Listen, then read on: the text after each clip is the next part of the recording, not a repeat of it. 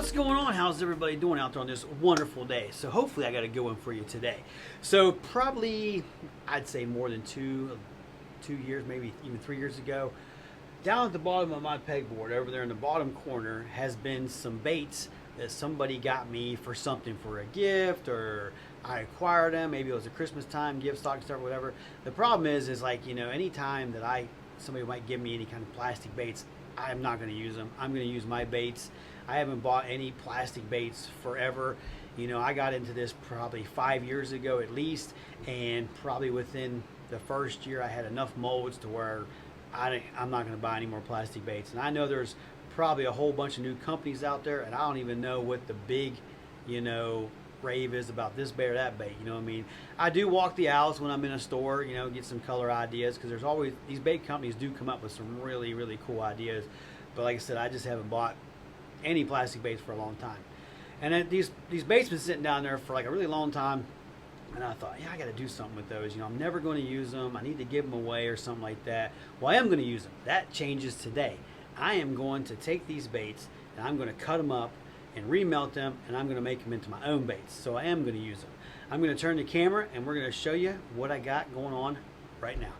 All right, everybody, we have got some crappie magnets sitting right here. So I think this came as a bundle, and I know most people have probably heard of the trout magnet. Well, this is their version of the crappie magnet and stuff like that.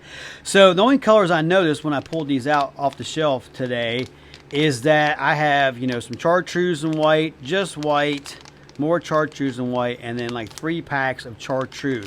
So we're going to definitely melt all of this as one color, and it's probably going to make like a diet chartreuse with this white, you know, in there.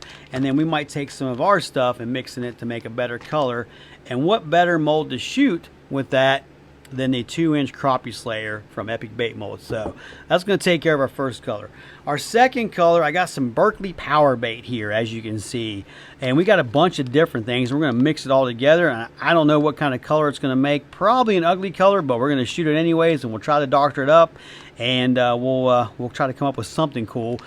But we have got these ripple shads, and we will definitely probably cut right behind the eyeball there, because I definitely do not want to cook the plastic eyes in them. So I got 2 packs of those. We got that in like a brown gold and a schmelt color.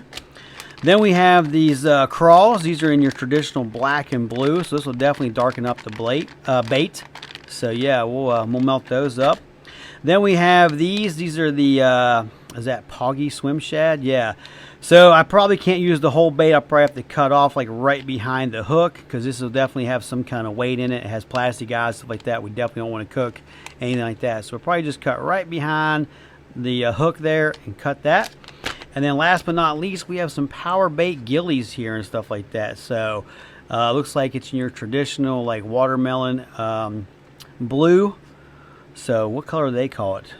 They call it a green pumpkin blue flash. Okay. Pro Design. Sweet. So yeah, we're going to take all of these and make a color of bait. And we're going to take all of these and make a color of bait. So I'm going to get everything set up here. We're going to start cutting these. Actually, I don't even know if I really have to cut these. I could probably just dump these in the cup and start melting them. So, all right, I'm going to get set up and I'll be right back. All right, everybody, we've just been taking and cutting the tops of these off like this, open them up, and dumping them in there. Take this one. This one's more of like a trout magnet right there. Is this crappie magnet? That's like the smaller. Like I said, look how big this one is compared to that one.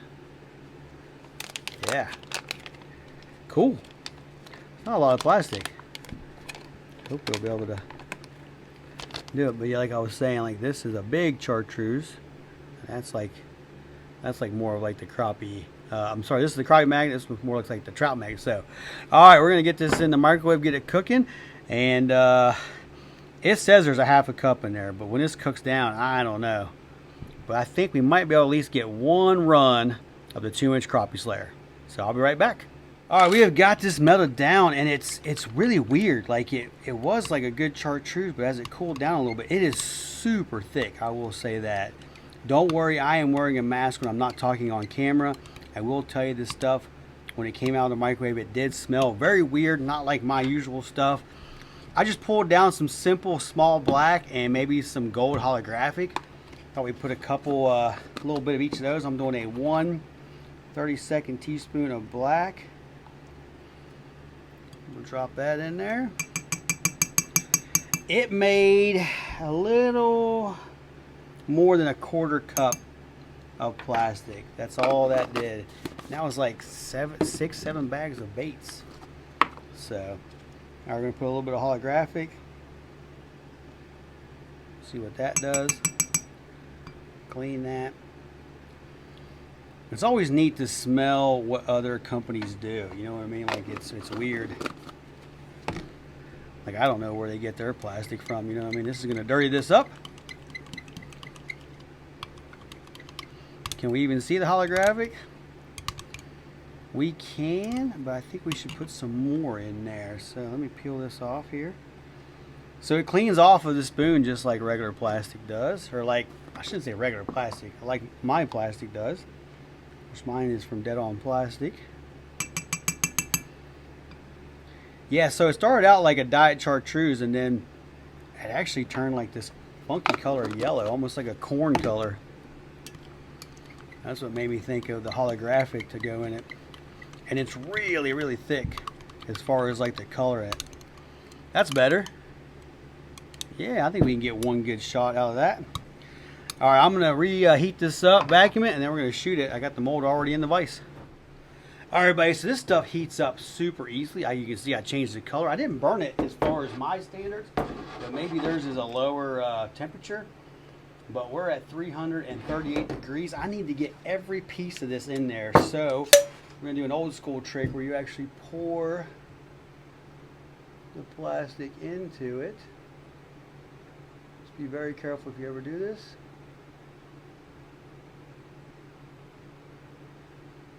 Because you don't want to overflow the top.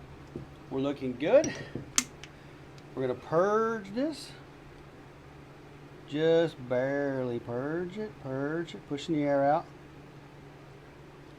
Okay, we got it. Let's see if there's enough in here to actually shoot the 2-inch crappie slayer. I think so. I think we're good. Oh, it sets up too fast. Wow. Whoops. Shouldn't touch that. Huh. It set up too fast. I don't understand this plastic. It's so weird. All right, we're gonna let that cool down for a few minutes and maybe it got a couple of them. That's weird. I'm not gonna touch any of this for a few minutes. Let it do its thing. So I had plenty of plastic in there to fill it up, but then it cured inside the tube. Huh, really weird. All right, you guys ready to see an epic fail? Like I said, this stuff is really weird. It heats up really fast and it cures extremely fast. So like, I don't think that the crappie magnet is made like we do them in these kind of molds and stuff like that. So let's see if any of these came out. Okay, we got a few. Yeah, it went down in that runner there and just started curing like instantly. I was at 300 and some degrees. Maybe it needs to be like 350. These things are freezing cold now. There's one right there in a really, really crazy looking brown.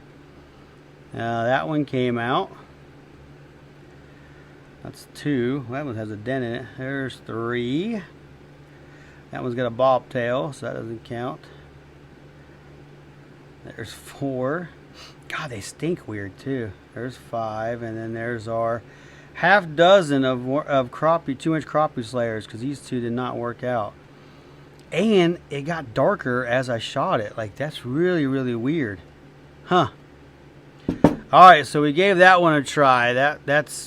We'll chalk that down for a fail. But yeah, so if you have any trout magnets, crappie magnets, I wouldn't try to remelt them. All right, let's go ahead and start opening these, and we'll start remelting these ones. So we're going to take these gillies.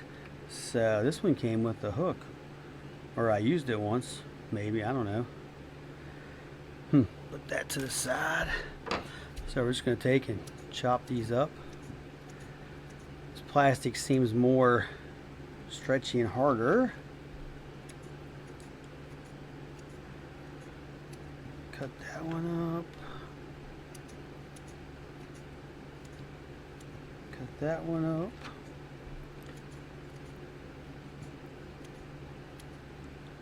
There we go, we got that one. Then we got a pile of these crawls here. I'm just going to dump them out on this pad. Look at that.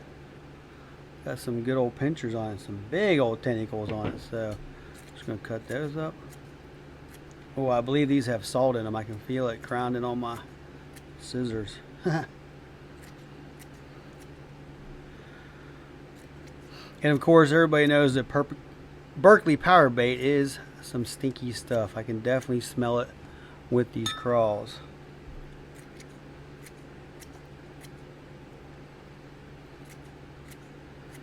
We'll definitely have more plastic this time.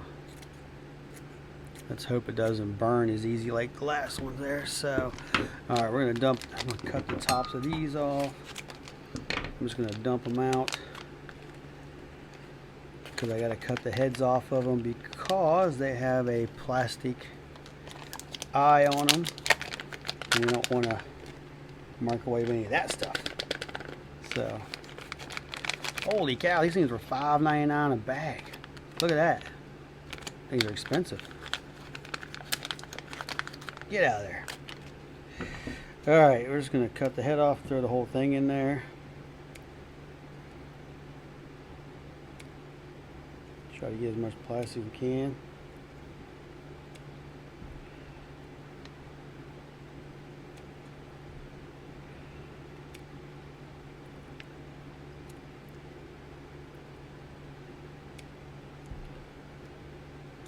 It's a good color. It's almost like a blunt nose minnow color.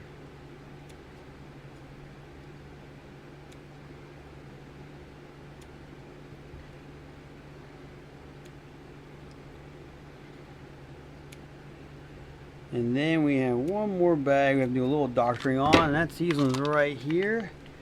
These hoagie shads, I guess that's what they're called. Pour them out too. Alright, these are slimy. So I can feel something behind her. Let's just pull this off and see what happens. Yeah, there's like some kind of jig head in there. Oh, look at that. So that's how they do their weighted. There's some kind of crazy color going on in there too. Huh. Alright. So we're going to cut off right there. Cut off right there. Cut off right there.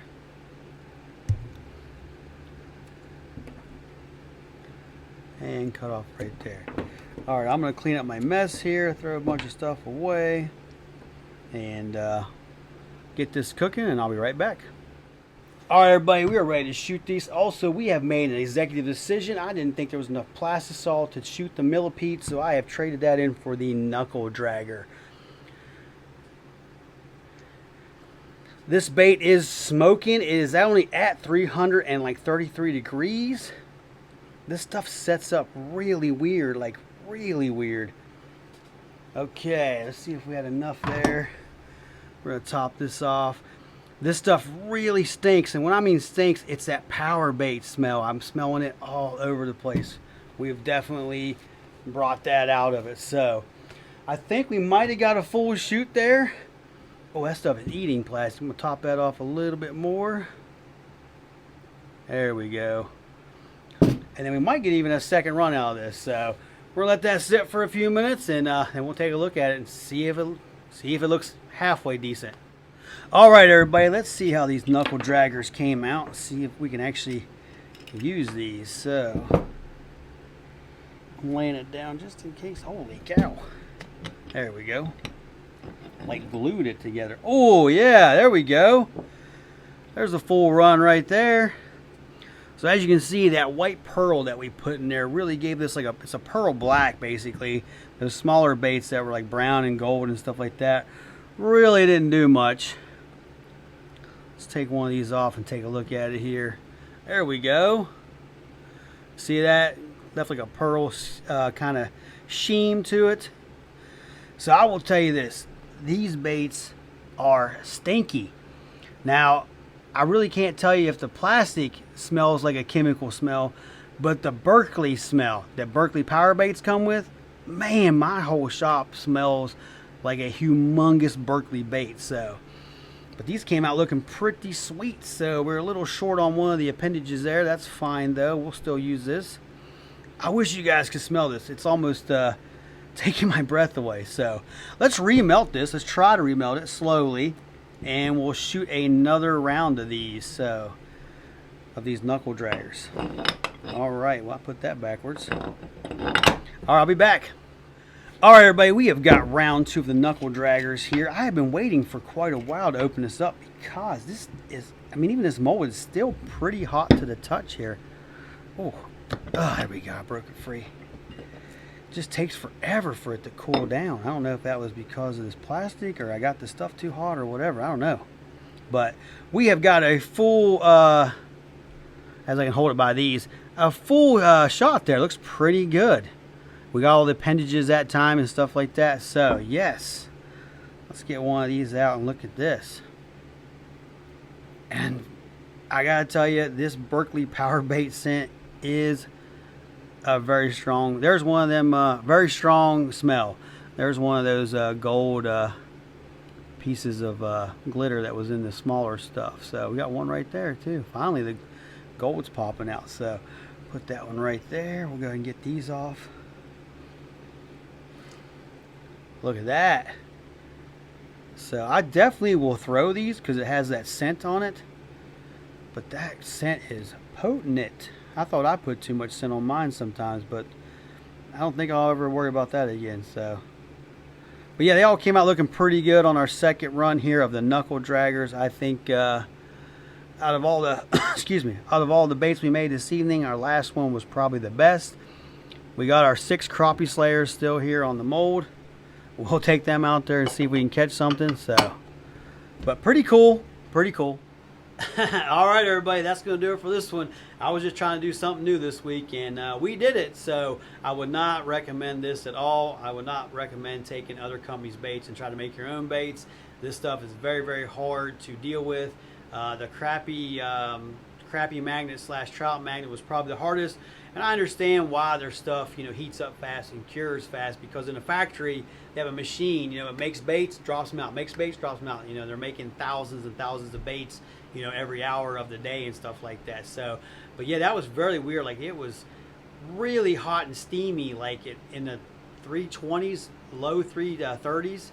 And then it turned color probably when it got to 340. Like I said, it went from like what I was calling a diet chartreuse to like a really muddy brown and stuff like that, which pretty decent color still. I'll definitely throw them out there. Of course, it cured so fast that I could only get 6 of the baits to come out of 24 in the 2-inch crappie slayer.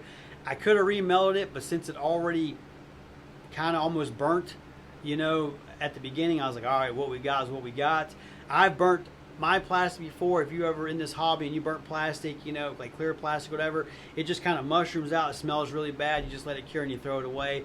I think we were close to that but like I said, it still worked, stuff like that. The Berkeley power bait worked a lot better, I would say, than the first one. I definitely could get it up to temperature and I could stir it in. I managed to get 2 runs of the knuckle draggers out of it. So yeah, came out pretty good.